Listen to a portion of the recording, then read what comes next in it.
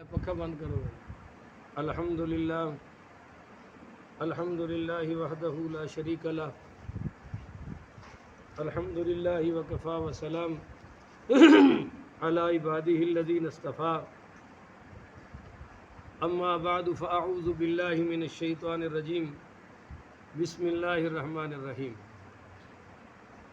یہ مشکوٰۃ شریف کتاب الفتن ہے، یعنی فتنوں کا بیان. اس کی آج یہ میں پہلی قسط پیش کر رہا ہوں. آج 21 اگست بروز سوموار 2023 بعد نماز فجر ہے، اور اس کا جو پہلا باب ہے یہ باب فی المعجزات، معجزات کا بیان. معجزات کے معجزت ان کی جمع ہے جو کہ عجز سے مشتق ہے، عجز سے، جس کے معنی ہے ناتوا ہونا، عاجز ہو جانا. اسی سے لفظ معجزہ بنا ہے جس کا معنی ہے عاجز کرنے والا.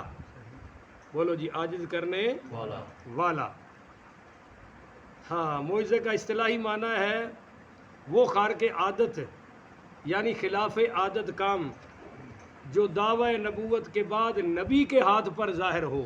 سبحان اللہ. امور عادیہ میں سے نہ ہو، نبی پاک کے ہاتھ پر ایسا کام ظاہر ہو جائے کہ پوری دنیا اور دنیا کی طاقتیں مل کر اس کو ظاہر کر سکتی ہیں. اس کو کہتے ہیں معجزہ. اچھا جی. اور ایک ہوتا ہے ارہاس. بولو کیا ہوتا ہے؟ ارہاس. مثال کے طور پر سیدنا اسماعیل علیہ السلام ابھی بچے ہیں، پر چونکہ انہوں نے مستقبل میں نبی بننا تھا تو انہوں نے ایڑیاں ماری، اللہ نے اس جگہ سے پانی کا چشمہ جاری فرما دیا. سبحان اللہ. اب یہ معجزہ نہیں کہیں گے، کیونکہ ایسا کام معجزہ تب بنے گا جب نبی نے اعلان نبوت کر دیا ہو. ابھی تو اعلان نبوت فرمایا نہیں، تو اس کو کیا کہیں گے؟ ارہاس. بولو جی، کیا کہیں گے؟ ارہاس. یہ بھی خلاف عادت کام ہے کہ وہاں کوئی بور نہیں ہوا، کوئی کچھ نہیں ہوا، کوئی مستری نہیں تھا، کوئی انجینئر نہیں تھا اور پانی نکل آیا. تو دعوی نبوت سے پہلے اگر ایسا کام ہو جائے تو اس کو ارہاس کہتے ہیں. خواہ یہ خلاف عادت کام نبی کی ولادت کے قریب ظاہر ہو یا ولادت کے بعد، یعنی جو نبی کی ولادت کے قریب معجزات ہوتے ہیں ان کو بھی ارہاس ہی کہا جاتا ہے. بولو، ان کو کیا کہتے ہیں؟ ارہاس. مثال کے طور پر ہمارے نبی پاک صلی اللہ علیہ وآلہ وسلم کی ولادت پر کوئی خون نہیں آیا، یہ ارہاس ہے. خون آتا ہے نا بچے کی ولادت، کچھ نہیں ہوا. آپ کا ناڑو مبارک کاٹنا نہیں پڑا، وہ پہلے سے کٹا ہوا تھا، ارہاس ہے. آپ صلی اللہ علیہ وسلم کا ختنہ کرنا نہیں پڑا تھا، ولیدہ مختونن پہلے ہی ختنہ کیا ہوا تھا، آنکھوں میں سرما پہلے ہی پڑا ہوا تھا. تو یہ جتنے، اور حضور سیدہ آمنہ کو کوئی درد نہیں ہوا، سیدہ آمنہ کو کوئی درد اور تکلیف ہے نہیں ہوا. یہ قریب ولادت جو کام ظاہر ہو وہ بھی ارہاس ہے، ولادت کے بعد نبوت سے پہلے ظاہر ہو وہ بھی ارہاس ہے. جو کام خارق عادت، خارق عادت کو کہتے ہیں جو عادت کے خلاف ہوں. بولو، عادت کے خلاف. اس کی 5 قسمیں ہیں. نمبر 1، وہ خارق عادت کام جو کسی فاسق فاجر کے ہاتھ پر ظاہر ہو. بندہ فاسق فاجر ہے، نیک نہیں ہے. فاسق فاجر کہتے ہیں نا اللہ اور اس کے رسول کے حکموں کو توڑنے والا، دین کو توڑنے والا، دین پر عمل نہ کرنے والا. تو جو کسی فاسق و فاجر کے ہاتھ پر ظاہر ہو اس کو کہتے ہیں استدراج. کیا لفظ ہے؟ استدراج کا مطلب ہے ڈھیل دینا. اب ایک ایماندار بیچارہ ایمانداری سے کھا رہا ہے دال روٹی، اور حرام خور کھا رہا ہے مرغ و مسلم. ہاں جی، ایماندار بیچارہ روپیہ لگاتا ہے تو روپیہ آتا ہے، بے ایمان روپیہ لگاتا ہے لاکھ روپے آتا ہے. اس کو کہتے ہیں کہ اللہ اس کو ڈھیل دے رہا ہے کہ یہ مرنے سے پہلے بندے کا پتر بن گیا تو ٹھیک ہے، نہیں تو بہت چھترول ہوگی. اچھا جی. نمبر 2، اب توجہ سے سنیے گا. وہ خارق عادت کام کسی عام مسلمان سے ظاہر ہو، جو کسی عام مسلمان کے ہاتھ سے ظاہر ہو، اس کو کیا کہتے ہیں جناب؟ اس کو کہتے ہیں معونت. کیا کہتے ہیں جی؟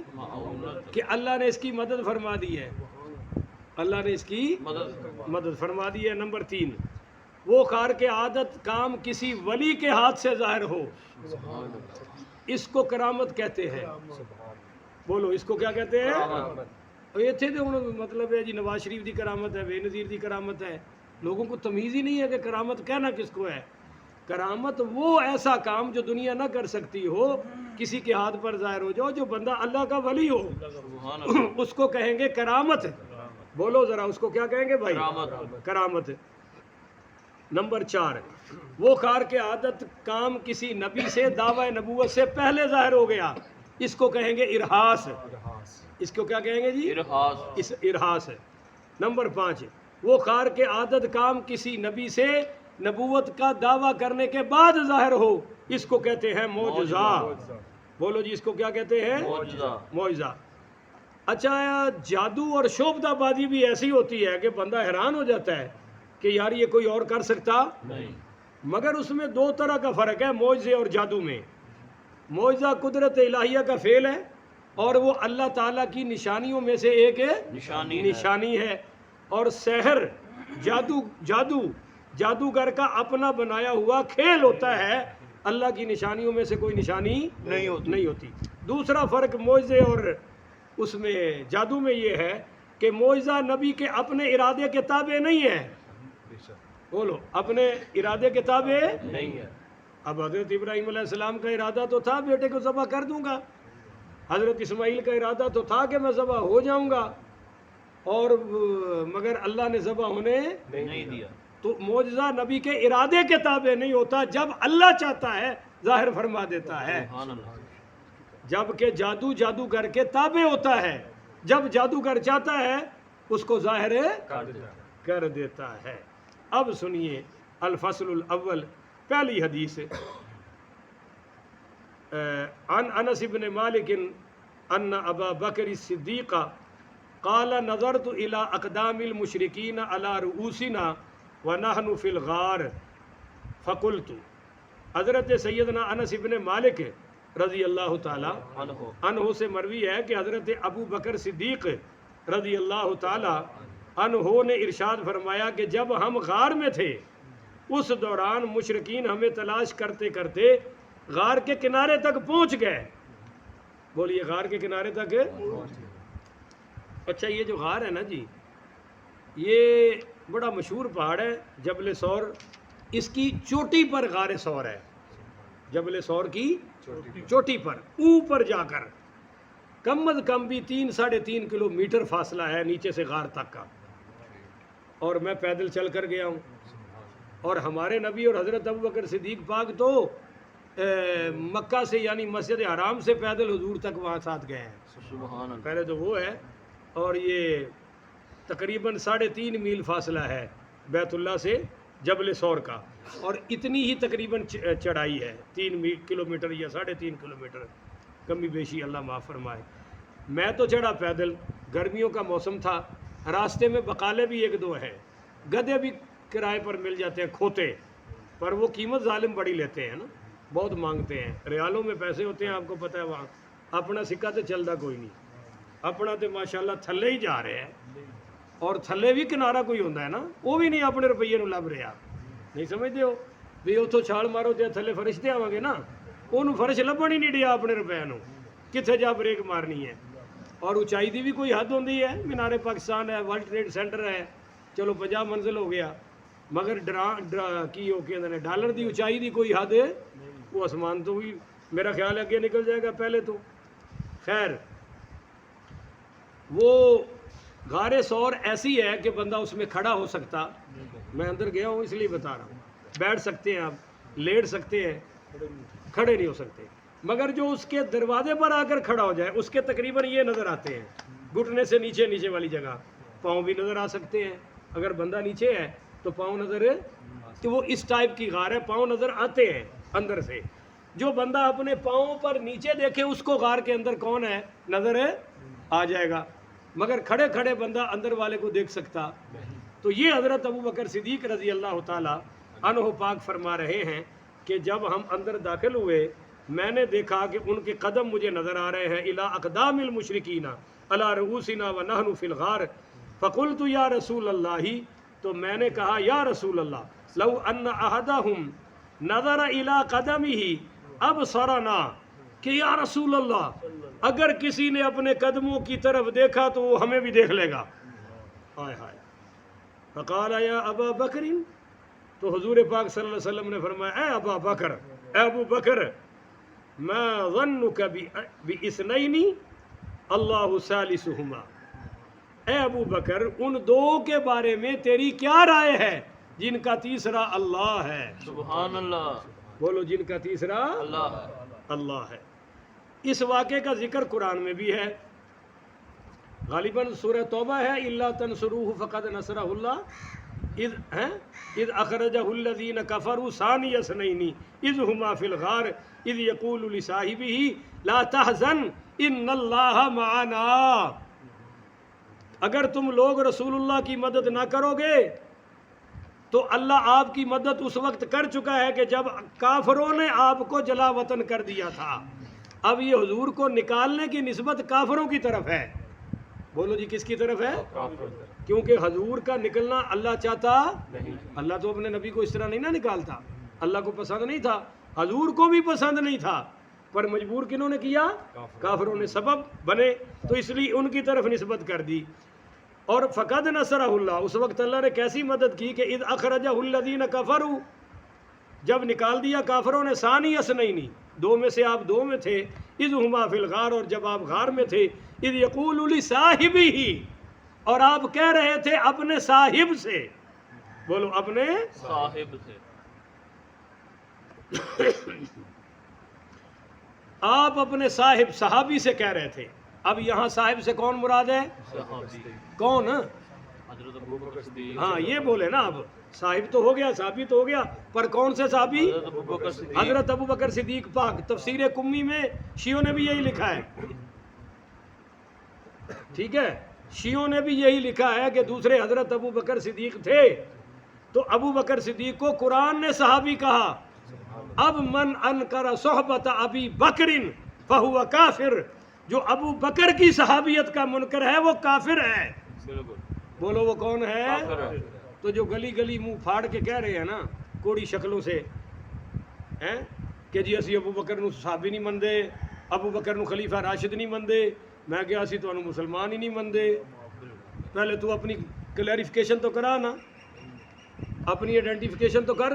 تو ہے کون؟ تیری اوقات کیا ہے؟ یہودی ہے؟ عیسائی ہے؟ کون ہے تو؟ نہیں جی نہیں، میں تو مومن ہوں، مسلمان ہوں. تو میں نے کہا جو مسلمان ہے وہ تو قرآن کو مانتا ہے. اذ یقول لصاحبہ، اس ہی ضمیر کے مرجع کون ہے؟ سیدنا ابو بکر صدیق ہے، کیونکہ کہنے والے حضور ہیں. تو جن سے کہا جا رہا ہے وہ کون ہے؟ حضرت ابو بکر صدیق پاک. تو جو قرآن کا منکر ہے وہ مسلمان ہو سکتا نہیں. اور جس کو قرآن نے صحابی کہا، اب سارے صحابہ اس کی عظمت کو پہنچ سکتے. 4 جگہ پر اعلیٰ حضرت نے فتاوی رضویہ میں لکھا ہے کہ حضرت ابو بکر صدیق مولا علی سے بھی افضل ہیں. تو یہ ہو گیا جناب، لا تحزن، غم نہ کر.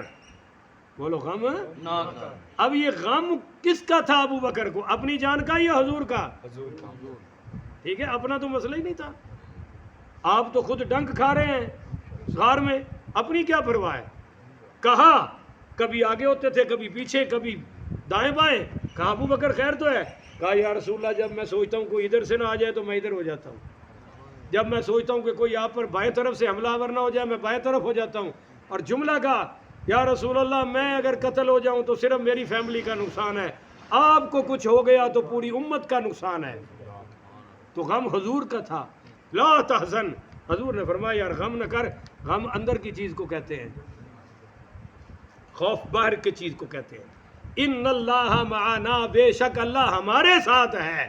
سبحان اللہ. بے شک اللہ ہمارے ساتھ ہے. وہ بنی اسرائیل والوں نے کہا تھا حضرت موسیٰ سے کہ تو سانو مروا چھڑے ہے. اگے دریا دیا موجاں، پیچھے فرعون دیا فوجاں. پیچھے فرعون کوئی نہیں چھڑنا، اگوں دریا کوئی نہیں چھڑنا. ہن اگے ڈوباں گے، پیچھے دوڑاں نتھن گیاں. اے موسیٰ تو سانو مروا چھڑے ہے، ایں نالوں تے غلامی چنگی سی. تو فرمایا ان معی ربی سیہدین، میرا رب میرے ساتھ ہے. سبحان اللہ. میرا رب میرے ساتھ ہے. میرے ساتھ ہے.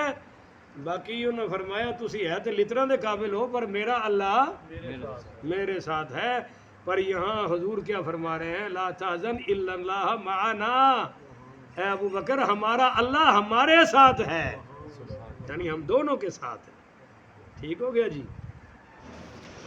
بس یہاں ایک نقطہ سمجھ لیں اور پورا درس ہو گیا مکمل۔ ایک اشکال ہے کہ یہاں کہا گیا ہے کہ حضور صلی اللہ علیہ وسلم نے فرمایا ان دو کے بارے میں تیرا کیا خیال ہے؟ اللہ ثالثہما، جن کا تیسرا کون ہے؟ اللہ۔ یہی بات قرآن میں کافروں نے کہی ہے۔ اگر کوئی کہے تیجا اللہ ہے تو کافر ہے۔ حضور فرما رہے ہیں تیرا ان دو کا کیا خیال ہے جن میں تیسرا؟ اور یہاں قرآن خود کہہ رہا ہے، میں آپ کو وہ لقد کفر الذین قالوا ان اللہ ثالث ثلاثۃ، ثالث ثلاثہ، کہ کافروں نے کہا کہ بے شک اللہ تین میں سے تیسرا ہے، یعنی ایک مریم، ایک عیسیٰ اور تیسرا، تو کافر ہو گئے۔ اب حضور نے فرمایا ان دو کے بارے میں تیرا کیا خیال ہے جن میں تیسرا اللہ ہے، تو یہ کفر نہیں ہے۔ بولو یہ کفر ہے؟ پر عیسائیوں نے کہا تو قول کفر ہو گیا۔ اب عیسائیوں کا کفر کیوں ہے؟ انہوں نے اللہ کو تیسرا فرد گردانا، تیسرے فرد کے طور پر کہا، تیسرے شخص کے طور پر کہا، اور حضور نے تیسرا مددگار کے طور پر کہا، سبحان اللہ۔ تیسرا علم کے طور پر کہا کہ اللہ کو علم ہے نا، یہ کہ تو جاننا ہے کہ میں جاننا تے اللہ بھی تو جانتا ہے نا، تو میری مدد کر رہے ہیں میں تیری کر رہے ہیں تے اللہ بھی تو ساری مدد کرنے والا ہے نا۔ اور عیسائیوں نے جب تیسرا کہا تو حضرت مریم کے شوہر کے طور پر، حضرت عیسیٰ کے باپ کے طور پر، معاذ اللہ استغفر اللہ، نقل کفر کفر نہ باجد۔ آپ کو کچھ سمجھ آ رہی بات کہ نہیں آ رہی؟ پلے پڑ رہی ہے نا؟ وہ جو اللہ کو فرد کے طور پر کہا اس لیے کافر ہو گئے، یہاں اللہ کو فرد کے طور پر نہیں کہا کہ غار وچ ایک میں ایک دوئے تے تیجا اللہ ہے، یہ نہیں کہا اللہ ہمارا مدد کرنے والا تیسرا ہے، صرف تو اور میں نہیں ہے۔ یہ بات آپ کو سمجھ آ گئی؟ ما یکون من نجوا ثلاثۃ الا هو رابعهم، اللہ خود بھی تو کہہ رہا ہے نا کہ جہاں تم تین ہوتے ہو چوتھا، ولا خمسۃ الا هو سادسهم، اور جہاں تم پانچ ہوتے ہو چھٹا کون ہے جی؟ اللہ۔ تو چار میں چوتھا، پانچ میں پانچواں، تو پانچ میں پانچواں اللہ اور چار میں، اور پھر آگے اللہ تعالیٰ نے فرمایا کہ ولا ادنا من ذالک ولا اکثر الا وهو معهم اینما کانوا، تم جہاں بھی ہو میں تمہارے ساتھ ہوں۔ تو یہ فرد کے طور پر یا مدد کے طور پر؟ مدد کے طور پر۔ ہوں تسی کہو جی گڈی 3 سیٹاں ساڑیاں تے چوتھی اللہ دی، تو یہ کفر ہو جائے گا، ہیں؟ یہ آگے سیٹ پہ اللہ بیٹھے گا معاذ اللہ، کفر ہو جائے گا۔